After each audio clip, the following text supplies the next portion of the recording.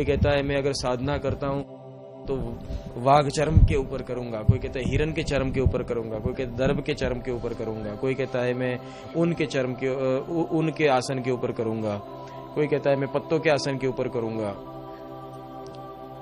मैं कीधुं सिंहासन पर नहीं करूं,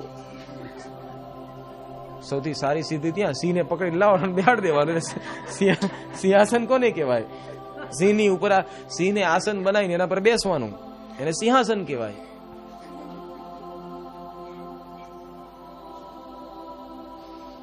મગર આસન,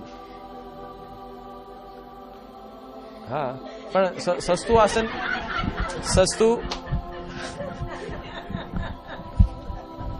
हाँ को घर में मगर जो हो एना पर बेसी जाए तो ये मगर आसन ज कहवाय। तो ये आसन के ऊपर बैठने की प्रतिक्रिया, माला के ऊपर बैठने की प्रतिक्रिया, वो उन लोगों के लिए जो ज्यादा मायाजाल में और ज्यादा मायाजाल में फंसने वाले हैं। वरना जो जिसने पूर्णतः गुरु भक्ति प्राप्त की हो उसके लिए इन सब की कोई जरूरत नहीं है। वो जहां बैठ जाता है वो जगह स्वयं उसके लिए आसन बन जाती है। कहा जाता है कि जगत में अगर कुछ होना है तो स्वयं सिद्ध बने। कोई अस्पृश्य व्यक्ति या तो कोई रजस वाला व्यक्ति अगर आपको स्पर्श करे और आप अपवित्र हो जाओ तो फिर तुम्हारी सिद्धि कहां गई? तुम स्मशान में जाओ और तुम अपवित्र हो जाओ तो तुम सिद्ध हो ही नहीं। तुम सिद्ध ऐसे होने चाहिए कि तुम किसी अस्पृश्य वस्तु को स्पर्श कर लो और वो पवित्र हो जाए। और उसकी परिभाषा वहां पर आती है,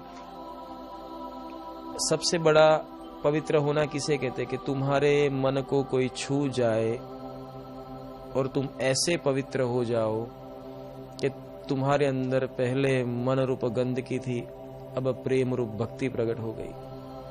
इसको स्पृश्य होना कहते हैं, इसको स्पर्श होना कहते हैं। इसको छूने से सामने वाले व्यक्ति के अंदर भक्ति प्रगटाना, इसे पवित्रता कहते हैं। शारीरिक पवित्रता तो हर कोई कर सकता है, नहाना तो हर कोई जानता है। तुम किसी को ऐसे छू जाओ कि उसके अंदर वो भक्ति के रंग में रंग जाए, इसे छूना कहते हैं। और वो छूना ऐसा होता है कि और उसके अंतर जब मन को ही रंग लग गया, विरोधी ज अपना पार्टी में आ जाए, पछी विरोधी पार्टी है अगर वही आपकी पार्टी के साथ अगर जुड़ जाए तो फिर क्या चाहिए? अब सबसे बड़ी बात, दुनिया में कितने के मन को काबू करने जाओगे? बहुत तकलीफ है।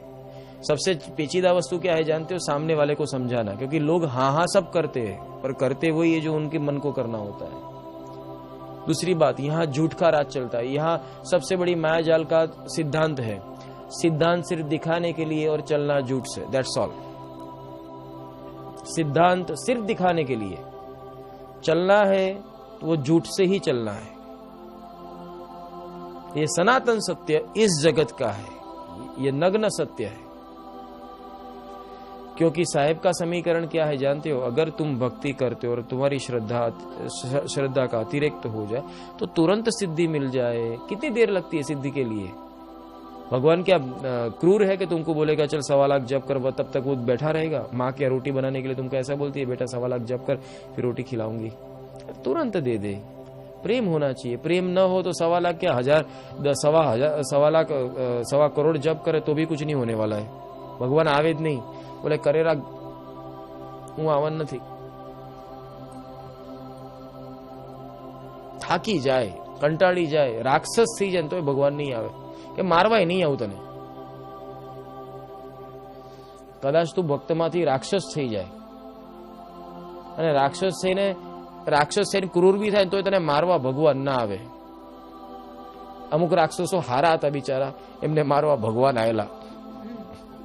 આ તો અમુક રાક્ષસ એવા છે કે એને મારવા ભગવાન જ ના આવે, બારોબાર જ મરી જાય। એટલે એ અવસ્થા સુધી ન પહોંચીએ, एक खास ध्यान रखवानो। इसलिए ये जो मायाजाल है तुम्हारे साथ कैसे काम करती है और तुम्हें इसके बीच में कैसे निकलना है, ये खास ध्यान रखे। इसके आगे का एपिसोड अगले सत्संग में लूंगा। बनगी साहब।